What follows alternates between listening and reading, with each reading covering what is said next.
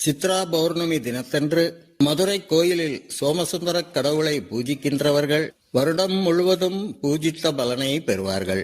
இறையனாரே தம் திருவாக்கினால் அருளிச் செய்த இந்த அனுபூதியை சிறிது பார்ப்போம்.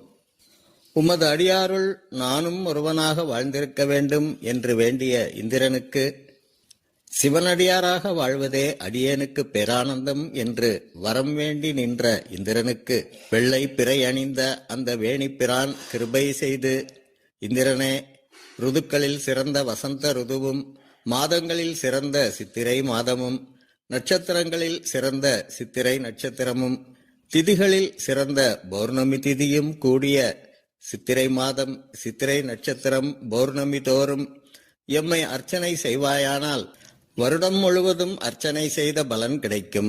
ஆதலால் நீ இந்திரலோகம் சென்று உன்னுடைய பரிபாலன காரியங்கள் அனைத்தையும் செவ்வனே செய்து முடித்து எம் திருவடியை அடைவாயாக என்று வரம் கொடுத்து அருள் புரிந்தார். இன்றைக்கும் சித்ரா பௌர்ணமி தோறும் நம் திருக்கோயிலில் இந்திரன் ஸ்ரீ சொக்கநாத பெருமானை பூஜிக்கின்ற வைபவம் மிகச் சிறப்பாக வருடந்தோறும் நடைபெற்று வருகின்றது. பின்பு இந்திரன் புலகாங்கிதம் அடைந்து முடிமேல் கைகுவித்து வணங்கி எழுந்து துயர் தீர்த்த அந்த தயாபரனின் திருவடியை பிரிய மனமில்லாமல் இருந்தான்.